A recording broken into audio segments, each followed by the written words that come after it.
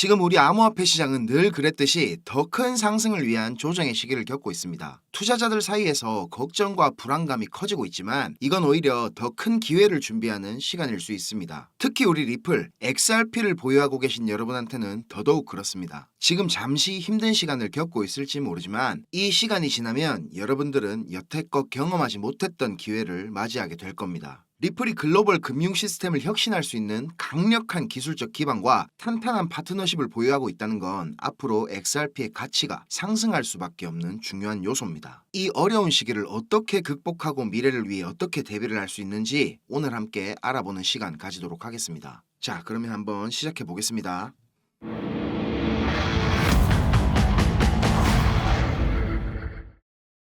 리플 얘기에 앞서서 먼저 제가 왜 이 조정이 기회라고 말씀을 드리냐면요. 자, 지금 보시는 거는 비트코인 인덱스 차트인데요. 과거랑 지금 똑같은 프랙탈이 반복이 되고 있다면 지난 21년도 가격 고점 여기죠. 여기를 넘긴 지금이 정확하게 요 2017년도의 상황이랑 똑같이 보인다는 겁니다. 1176일의 기간 뒤에 새로운 신고점을 향해서 달리기 시작했는데 지금이 딱 그 시기라는 겁니다. 자, 밑에 여기 보시는 거는 보조지표 중에서 RSI라고 하는 건데 RSI 고점을 이은 추세선에 지금 한참 못 미치고 있는 걸 보면 아직 고점이 나오려면 많은 시간이 남았다는 걸 보여주고 있습니다. 자, 그리고 이 파란 거 보이시죠?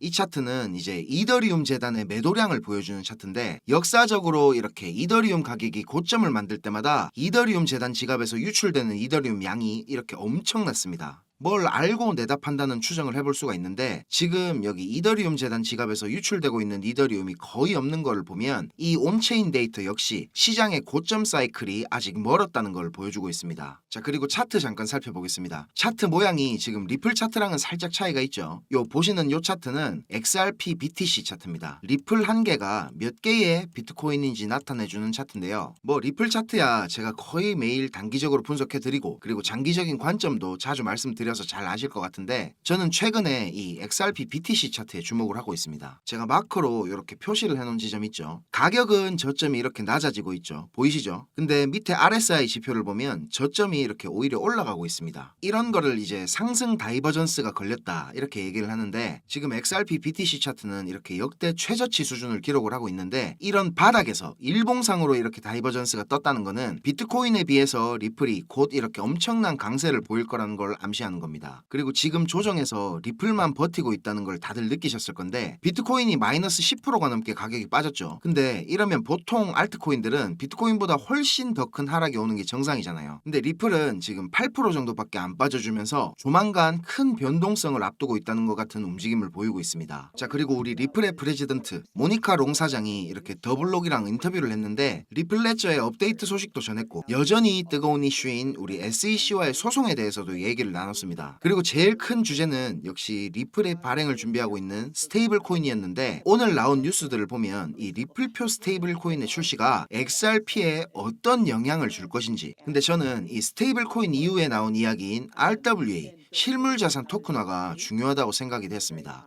우리 리플의 사업을 크게 두 가지로 분류할 수 있다고 그랬죠. 뭐였습니까? 하나는 이제 금융혁신이라고 불리고 있는 이 국경간 결제 시장이고 나머지 하나는 바로 RWA 실물자산 토큰화입니다. 리플이 스테이블 코인을 발행하는 진짜 이유를 아직 잘 모르는 사람들이 많습니다. 국경간 결제에 있어가지고 XRP의 가격 변동성 때문에 기존 금융권에서 이렇게 거부감을 가진다. 뭐 이거 반은 맞고 반은 틀린 얘기입니다. 물론 뭐 변동성이 있는 자산으로 결제를 한다는 게 분명히 은행들 입장에서는 리스크가 있습니다. 그런데 리플의 ODL 서비스를 정확하게 이해하고 있다면 이런 소리는 그냥 기우일 뿐이라는 걸 잘 아실 겁니다. 리플은 RWA 실물자산 토큰화 때문에 지금 스테이블 코인을 발행하려고 하는 겁니다. 자, 예를 들어서 이런 부동산이 하나 있다고 생각을 해봅시다. 이걸 이제 토큰화를 해가지고 블록체인에서 거래가 되게 한다고 생각해 보세요. 만약에 이게 100만 달러 우리 돈으로 한 14억 정도 하는 부동산이라고 했을 때 이걸 XRP 레저에다가 토큰으로 만들어서 보관을 해야 됩니다. 여기서 이제 또 필요한 게 안전하게 보관을 할 수 있는 커스터디 서비스겠죠. 그래서 이제 메타코나 스탠다드 커스터디 같은 수탁 기업을 인수를 했습니다. 자, 이렇게 지금 부동산을 보관을 하고 있는데 이 토큰의 가치를 담보하는 자산이 만약에 XRP라면 XRP 가격이 오르면 뭐 전혀 문제가 없습니다. 근데 만약에 XRP 가격이 내린다면 좀 머리 아픈 상황이 생기겠죠. 이렇게 XRP가 적합하지 않은 부분들을 커버하기 위해서 스테이블 코인을 만드는 겁니다. 기존에 있던 이 USDT나 USDC 같이 가치가 정확하게 1달러에 고정되지 않는 애들은 리플이 발행한 미국 달러와 정확히 1대1 가치를 담보하는 스테이블 코인의 출시가 별로 뭐 반갑게 느껴지지는 않을 겁니다. 자기네들 밥그릇이 뺏기게 생겼으니까요 지금. 근데 사실 리플의 목적은 이 스테이블 코인 시장의 파이를 뺏어 올려는 게 아니고 더 큰 그림, 이 RWA 시장을 노리고 사업을 추진하고 있는 겁니다. 그래서 이렇게 갈링하우스가 우리 돈으로 거의 4천조라는 수익을 올릴 수 있을 거라고 말을 하고 있는 겁니다. 스테이블 코인을 발행해가지고 수수료만 해서 어떻게 이렇게 4년 동안 4천조를 법니까? 리플은 우리가 생각하는 것보다 훨씬 더 큰 그림을 그리고 있는 중입니다. 이 RWA 시장이 금융혁신의 새로운 방향으로 지금 주목이 되고 있는 상황인데 월스트리트 같은 기존의 레거시 금융권에서도 이 RWA라는 노다지를 그냥 뭐 두고 볼 수는 없겠죠. 지금 우리 크립토 시장에서 제일 큰 이슈는 뭐니뭐니 해도 역시 기록적으로 자금을 유입시키고 있는 비트코인 현물 ETF입니다. 이 중에서도 단연 시장의 이목은 블랙록의 ETF 상품인 IBIT에 집중이 돼 있습니다. 블랙록은 혼자서만 200억 달러 유입을 출시 144일 만에 달성했습니다. 우리 돈으로 거의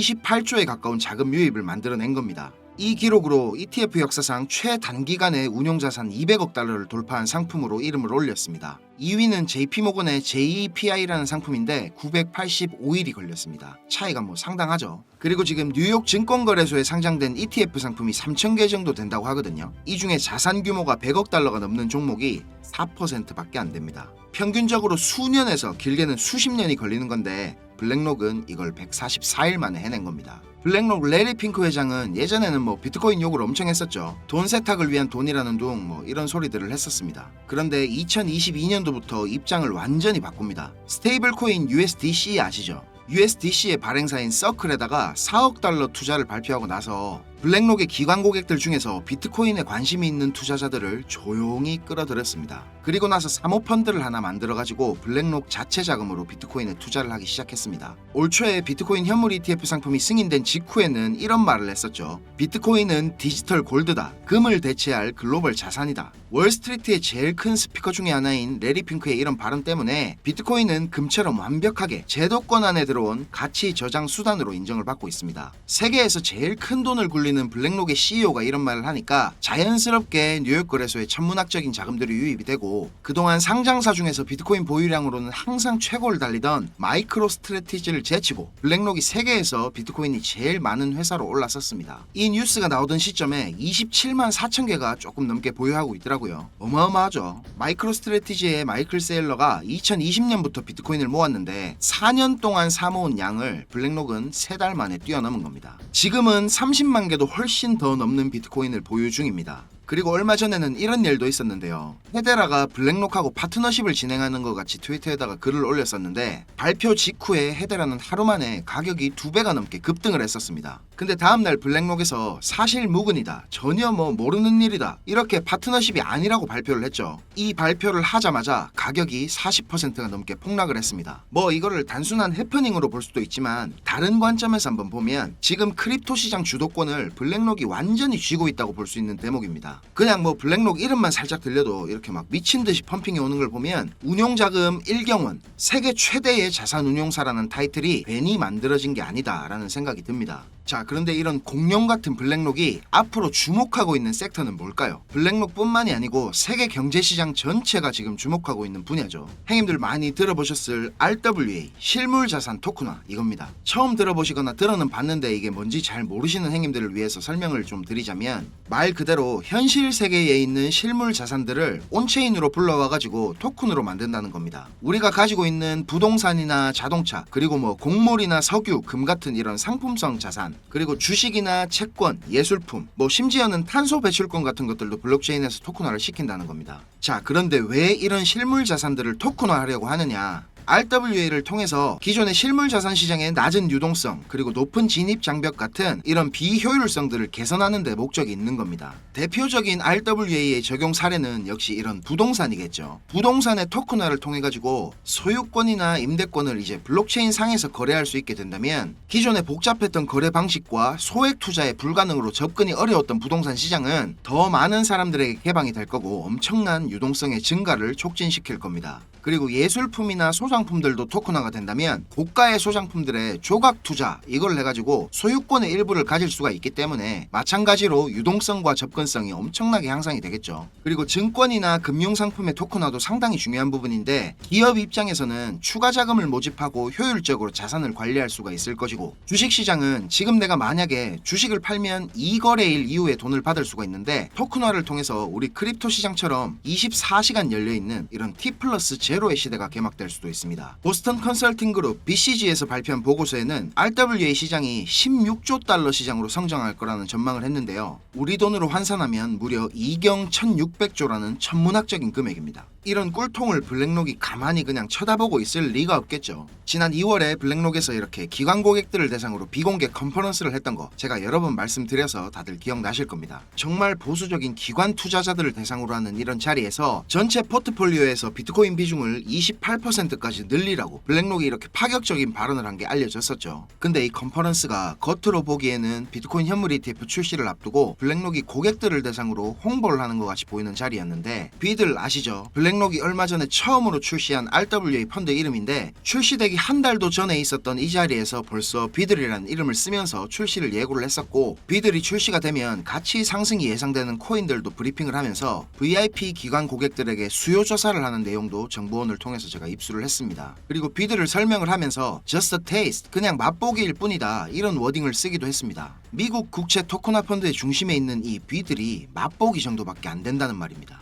자, 이거 제가 최초로 밝히는 겁니다. 이 비공개 컨퍼런스 안에서 더 은밀하게 VIP 고객들을 대상으로 하는 또 다른 비공개 모임이 있었습니다. 여기서 이제 진짜 블랙록이 공을 들이고 있는 프로젝트를 공개를 했는데, 자, 무슨 프로젝트인지 궁금하시죠? 사실 제가 이걸 오픈을 할까 말까 진짜 고민을 많이 했습니다. 그런데 제가 이런 자료를 공개하기로 결심을 한 제일 큰 이유는 하루에도 몇 분씩 저한테 가슴 아픈 사연들을 말씀해 주시는데, 불과 2년 전까지만 하더라도 저는 하루에도 몇 번씩 죽고 싶다는 생각을 했었던 적이 있었습니다. 정말 힘들던 그 당시에 저를 도와줬던 고마운 분들이 아직도 잊을 수가 없는데, 제가 받았던 그 마음들을 저도 이제 누군가에게 나누어 줄 때가 되었다는 생각이 들었습니다. 저 나름대로 큰 결심을 하고 공개하는 것인 만큼 좋아요, 구독, 알림 설정 요거 안 하셨으면 한 번씩만 꼭 부탁드리겠습니다. 자, 군더더기 없이 빠르게 전달해 드리고 마치겠습니다. 지금 보고 계시는 자료들이 제 정보원이 보내준 자료 중 일부인데, 이 친구는 지금 영국에서 블랙록의 VIP 고객사 중에 한 곳인 회사에 근무를 하고 있습니다. 자, 이 자료를 보면 블랙록이 얼마나 오랫동안 이 프로젝트를 준비를 해왔는지 알 수가 있는데요. 시장 상황과 더불어서 여러가지 기술적인 지표들도 정말 치밀하게 분석이 되어 있고, 예상되는 자금 조달 규모에 따른 수익률도 꼼꼼하게 정리가 되어 있습니다. 그리고 개인적으로 저는 이 부분을 보고 정말 놀랐는데요. 우리가 그동안 뭐 세력이 어쩌고 저쩌고 이야기를 자주 했었지만 사실 세력이라는 게 정말 실체가 있는지 없는지조차도 확인할 방법이 없었습니다. 그렇죠? 근데 이 자료를 보면 정확히 어떤 시점에 이렇게 덤핑을 시키고 얼마의 가격으로 얼마 동안 매집을 할지도 상세하게 플랜이 짜여 돌아가는 걸 볼 수가 있습니다. 개미들만 계속 손해를 보는 데는 다 이유가 있는 거였습니다. 자, 이제 제가 이게 어떤 코인인지 공개를 하겠습니다. 블랙록이 가격을 의도적으로 누르면서 이렇게 비밀리에 매집을 하고 있던 코인은 자, 바로 이 종목입니다. 업비트에서도 오래전부터 상장이 되어 있던 코인이고요. 저도 가끔 한 번씩 차트 살펴보던 종목인데 이게 왜 이렇게 안 갈까 이렇게 생각을 했었는데 다 이유가 있는 거였습니다.